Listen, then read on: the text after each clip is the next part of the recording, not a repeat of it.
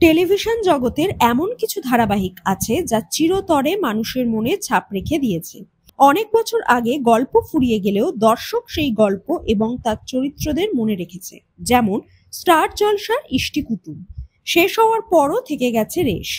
বাহামণি এবং অর্চিকে এখনো জুটি হিসেবে দেখতে চায় মানুষ, যদিও সিরিয়ালের মাঝপথেই ধারাবাহিক ছেড়ে বেরিয়ে যান বাহামণি অর্থাৎ রনিতা দাস। শোনা গেছিল চ্যানেল কর্তৃপক্ষ এবং প্রযোজনা সংস্থার সঙ্গে তার ঝামেলা হয়েছিল, তবে রনিতা জানিয়েছিলেন সেই সময় তিনি অসুস্থ হয়ে পড়েছিলেন, তাই সরে গেছিলেন। তারপর জল গড়িয়েছে অনেক দূর। বর্তমানে তিনি ব্যস্ত জি5 এর দেবী নিয়ে। তাছাড়া স্টার জলসায় হচ্ছেটা কিতেও দেখা যাচ্ছে, সেখানে তিনি বাহামণি লুকেই এসেছেন। মাঝে একটি অ্যাওয়ার্ড শোতেও বাহামণি বেশে হাজির হয়েছিলেন তিনি।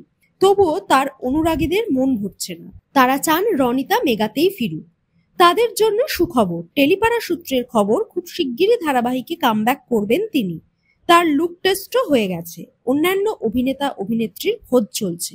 লীনা গাঙ্গুলির প্রোডাকশন হাউস ম্যাজিক মোমেন্টস এর হাত ধরেই পর্দায় আসতে চলেছেন, তবে নায়ক কে হবেন তা জানা যায়নি। এ বিষয়ে মুখে কুলু পেটেছেন অভিনেত্রীও। এখনো কথাবার্তা ফাইনাল হয়নি, তাই তিনি কিছুই বলতে নারাজ। তবে অন্দরের খবর, চিরসখার পর আরও একটি পারিবারিক গল্প আনতে চলেছে ম্যাজিক মোমেন্টস। ইতিমধ্যেই ঘোষণা করা হয়েছে স্টার জলসার নতুন মেগা লক্ষ্মীর ঝাঁপির সময়। আগামী 30শে জুলাই সন্ধ্যে 6:30 থেকে দেখানো হবে ধারাবাহিকটি। এতদিন সন্ধ্যে 6:30 দখলে ছিল গীতা এলএলবি। অনেক দিনই টিআরপি কম, তাই শেষ হওয়ার কথাও শোনা যাচ্ছিল। এবার চ্যানেল কর্তৃপক্ষ স্লট পরিবর্তন করলো। বিকেল 5:30টায় এলো গীতা এলএলবি। এই সময় সদ্য শুরু হয়েছিল বুলেট সরোজিনী। কয়েক সপ্তাহ পার করেও টিআরপি তলানিতে। তাহলে কি মাঝপথেই শেষ হয়ে যাবে বুলেট সরোজিনী?